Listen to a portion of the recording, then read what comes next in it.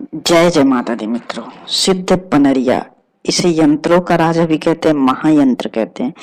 इस यंत्र में इतनी ज्यादा सिद्ध शक्ति है कि यह यंत्र ब्रह्मांड की असीम ऊर्जा, असीम शक्ति को ग्रहण करती है और उस साधक को पूरी तरह से लाभान्वित कर देती है, जो इसे धारण करता है, जो इसे बनाता है।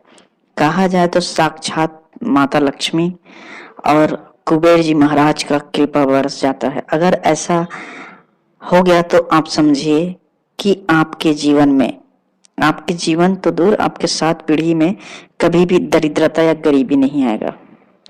यह छोटा सा प्रयोग पूरी की पूरी जिंदगी को बदल देता है। आपने सुना होगा, अक्सर किसी का लॉटरी लग जाता है, किसी को कोई हीरा मिल जाता है, किसी को कुछ न कुछ फायदा हो जाता है। एक पत्थर से हीरा मिल गया, अचानक से उन लोगों का किस्मत कैसे बदलता है?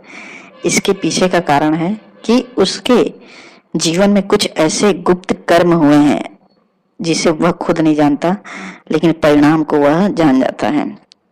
तो यह कर्म जो है आपको सचेतन अवस्था में करना है, यंत्र धारण करना है, यंत्र को बनाना है।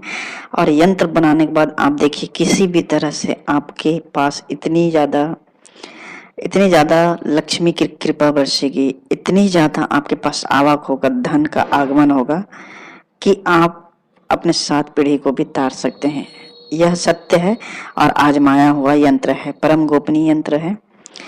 इसे बनाने की विधि उतना ही सरल है।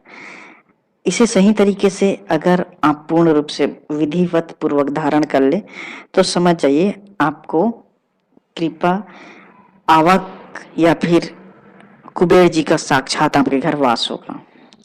इसे बनाना कैसे? किसी भी स्थिति में जब कोई पवित्र या फिर शुभ समय हो। अब शुभ समय का अर्थ होता है जब ब्रह्मांड की ऊर्जा अपनी चरम अवस्था में होता है, जैसे कि नवरात्रि, शिवरात्रि, दीपावली, पूर्णिमा, होली।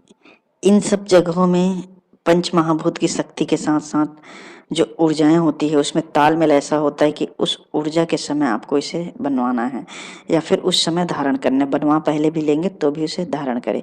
इसे बनाने के लिए सबसे अति उत्तम होता है सोने के किसी भी छोटे से धातु में बनवा कर इसे धारण कर ले तो अति उत्तम। लेकिन अगर यह संभव नहीं है तो इसके लिए रास्ते भी हैं, क्योंकि चूंकि सोना बहुत ही कीमती धातु होता है, हर किसी के लिए संभव नहीं है।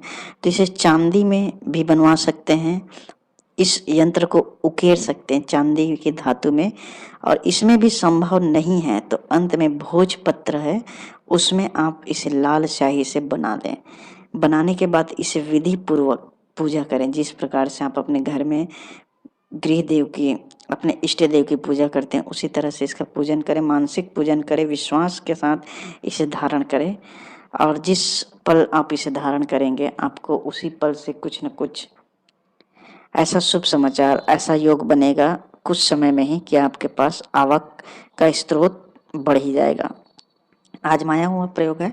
अगर आप इसे पूर्ण रूप से सिद्ध अवस्था में पाना चाहते हैं तो नंबर पर व्हाट्सएप मैसेज कर सकते हैं, अगर समझ में नहीं आए तो।